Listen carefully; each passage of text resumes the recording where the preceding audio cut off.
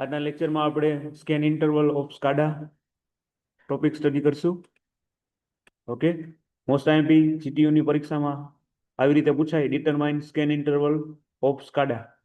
Okay, તો step by step study કરતા જઈએ.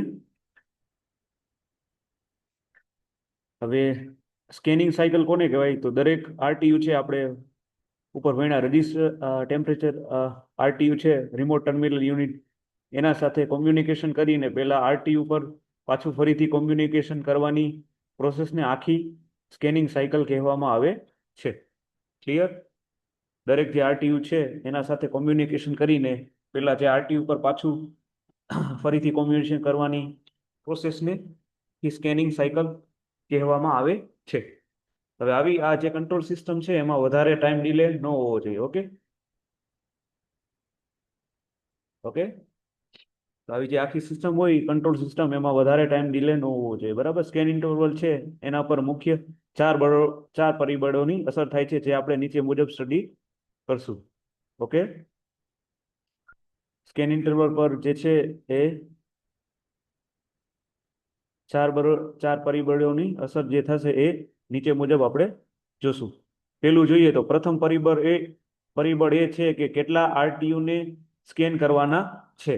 ઓકે, પેલું પરિબળ એવું થાય કે કેટલા આરટીયુ ને આપણે સ્કેન કરવાના થાય છે.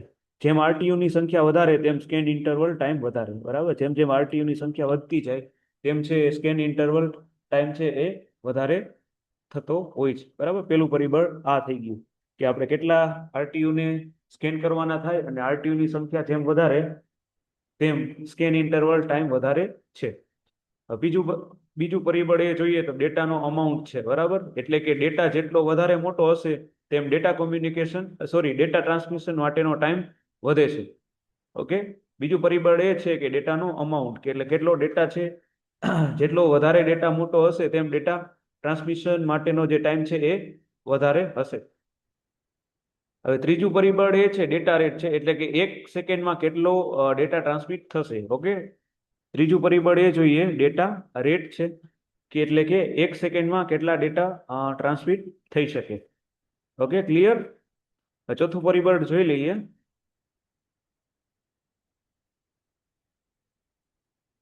ત્રીજા પરિબળમાં હજી એક પોઈન્ટ જોઈ લઈએ કે જેમ ડેટા રેટ જે છે એ વધારે, તે ડેટા ટ્રાન્સમિશનની જે સ્પીડ છે એ વધી જાય છે.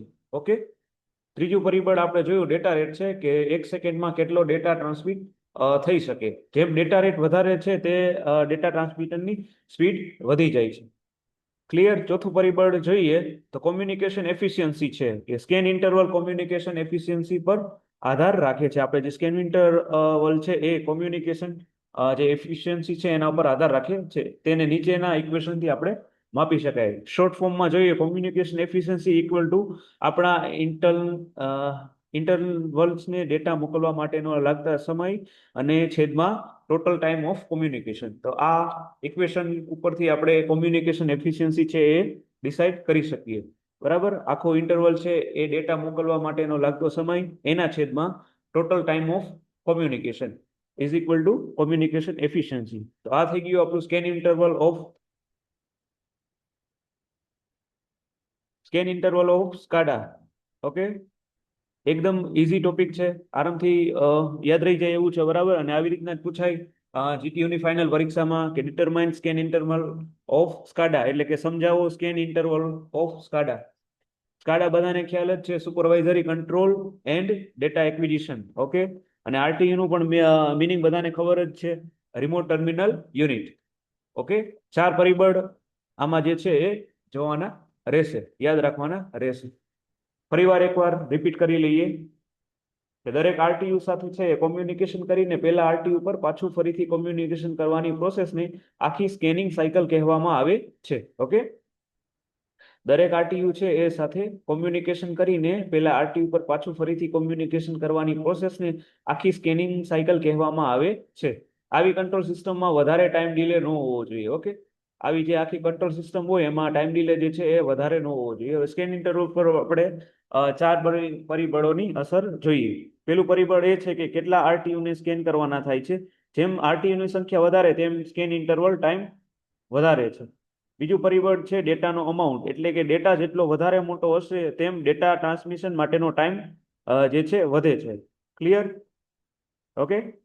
પેલું તો આપણે જોયું કે RTU કેટલા સ્કેન કરવાના છે. જેમ RTU ની સંખ્યા વધારે તેમ સ્કેન ઇન્ટરવલ વધારે જાય. બટ ઓબ્વિયસલી છે જેટલું વધારે સ્કેન કરવાના થાય એમ સ્કેન ઇન્ટરવલ જે છે એ વધારે ટાઈમ એનું લાગે છે.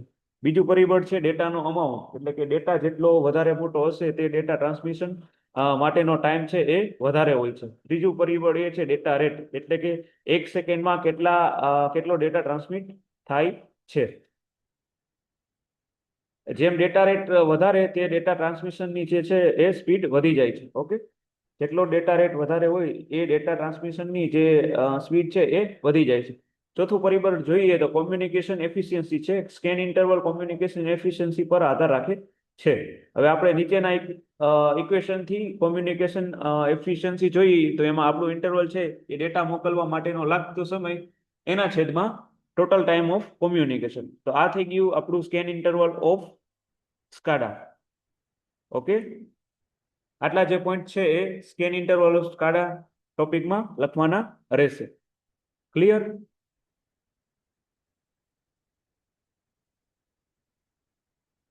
હવે નેક્સ્ટ ટોપિક જોઈએ. આ પણ એકદમ સિમ્પલ છે.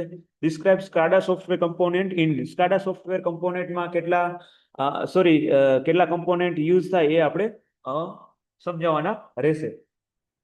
તો સ્કાડા સોફ્ટવેરના જે કમ્પોનેન્ટ્સ છે એ નીચે મુજબ છે. જેમાં પેલું છે કીબોર્ડ, બીજું માઉસ, ત્રીજું trackball, fourth touch screen, fifth video display and 6 alarm.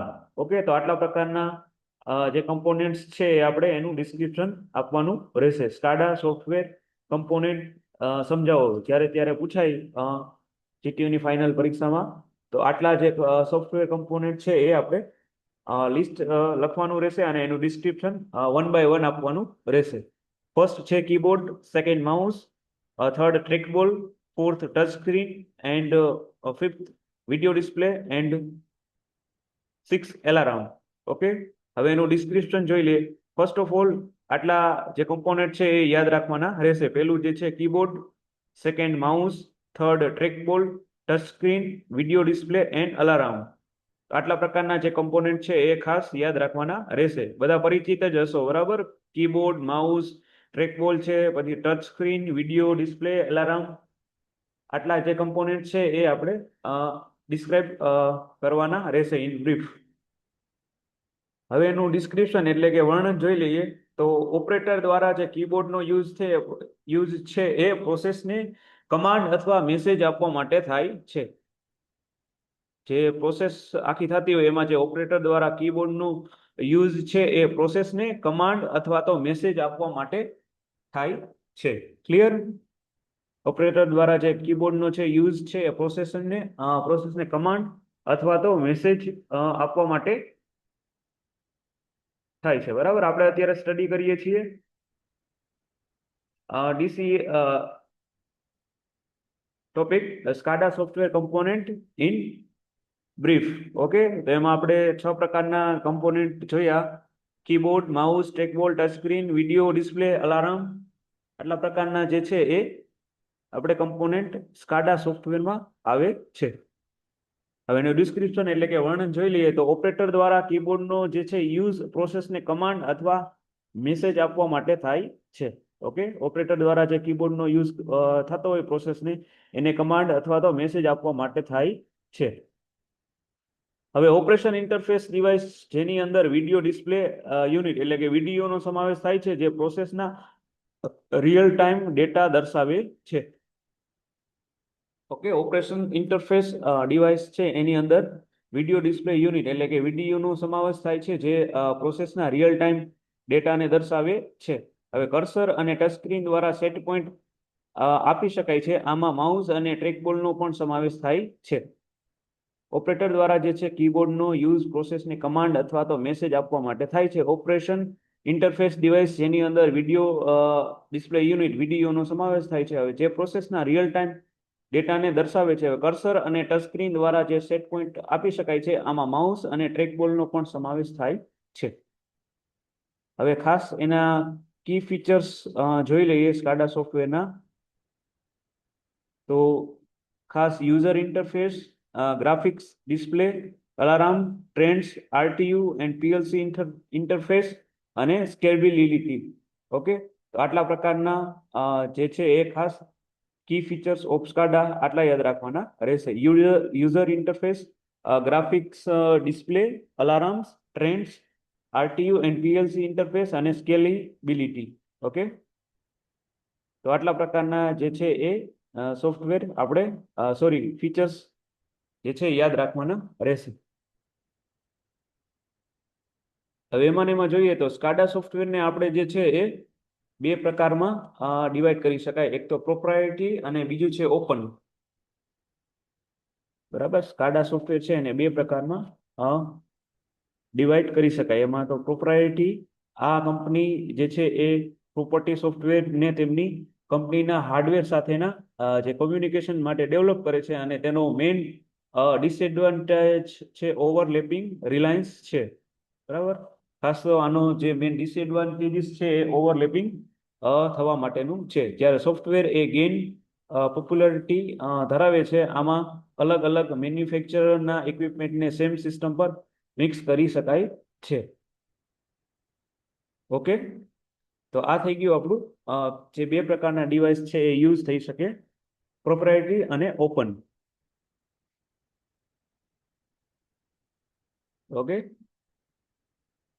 SCADA software component, એમાં આપણે કમ્પોનેન્ટ જોયા keyboard, mouse, trackball, touch screen, video, display, alarm અને સ્કેન ઇન્ટરવલ. ઓકે, તો આ બે ટોપિક આજે રાખીએ. નેક્સ્ટ લેક્ચરમાં વધારે ટોપિક સ્ટડી કરશું. બરાબર, મોસ્ટ આઈએમપી છે, ઘણી વખત જીટીયુની ફાઇનલ પરીક્ષામાં પૂછાયેલું છે, પૂછાઈ પણ શકે. સ્કેન ઇન્ટરવલ ઓફ સ્કાડા, એમાં આપણે 4 પરિબળ જોયા. આરટીયુ ને કેટલા સ્કેન કરવા પડે, ડેટાનો amount, data rate, communication efficiency. પછી સ્કાડા સોફ્ટવેર કમ્પોનેન્ટ, એમાં keyboard, mouse, trackball, touch screen, video, display, alarm. ખાસ એટલા જે છે સોફ્ટવેર કમ્પોનેન્ટ યાદ રાખવાના રહેશે. અને કી ફીચર્સ જોઈએ તો user interface, graphics, display, alarms, trends, RTU interface અને સ્કેલેબિલિટી. બરાબર, તો આટલું જે છે બંને ટોપિકમાં યાદ રાખવાનું રહેશે. આજના લેક્ચરમાં આટલું રાખીએ. નેક્સ્ટ લેક્ચરમાં બીજા ટોપિક સ્ટડી કરશું.